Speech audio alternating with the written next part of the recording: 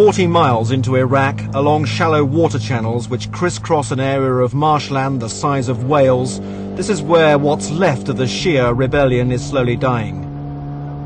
Emma Nicholson had ignored all warnings of the dangers to visit this place. She passed the iron barricades put up during the Iran-Iraq war on the way to meet the people trapped in the legacy of another war, in hideouts near old Iraqi army pontoons. The fighters trust nobody.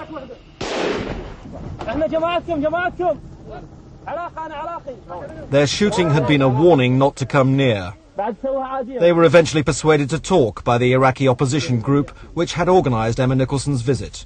The fighters said they couldn't survive much longer in a place unfit for human beings. We are sleeping in this, under the sky, and under the raining, and without food. His demoralised men said the Iraqi army was only a few miles away and gaining in strength. Many of the fighters were sick, others weakened by their injuries.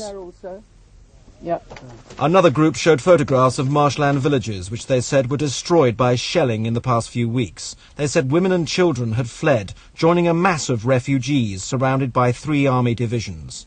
The fighters spoke of mothers having no milk to give their babies, and with the winter coming, hardly any clothing. These are people who agree with us that this degree of brutality cannot be allowed to exist. Can we not make a move? Can we not do something? Resolution 688 of the United Nations saying Hussein should not fight against his own people internally isn't worth the paper it's written on unless we take a stand. One of the fighters had told the MP as she left, explain to the world that our people are slowly dying. It's impossible to tell how many people have lived and died in the Iraqi marshes. Most of those who have escaped owe their lives to the marsh Arabs, a small group of settlers, the only people who know the safe routes through this vast maze of waterways.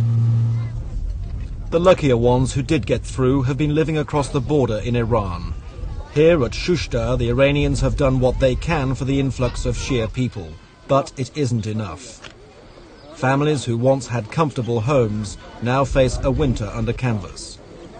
The fighting in the uprising 7 months ago had left many of the children as orphans. These youngsters from the city of Basra were in homes shelled by the Iraqi army.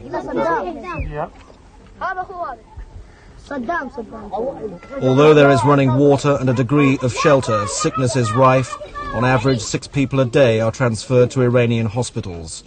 In the past few months, hundreds have become so desperate that they've set out to return to what some believe are the safer areas of Iraq. It is a confusing dilemma for the people. This young man, who deserted from the Iraqi forces, said families who had returned agreed to send letters through the International Red Cross with symbols about the situation. A candle means danger, don't come back. A rose represents safety. But it's claimed that Iraqi agents who have infiltrated the refugees are deliberately trying to lure the families back. Emma Nicholson also visited convalescent centres. She was told that this 10-year-old boy was caught in a napalm attack in Basra and needed specialist plastic surgery not available in Iran. He said he wanted to go home to his family. He hasn't been told that his parents and all but one of his sisters are dead. Emma Nicholson was to be told by the Iranians that they needed immediate foreign aid to have any hope of maintaining basic needs in the camps. The Shia rebels in the marshes say they'll fight to the death.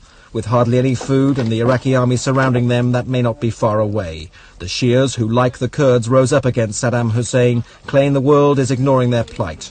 Andrew Simmons, ITN in the marshlands of Iraq.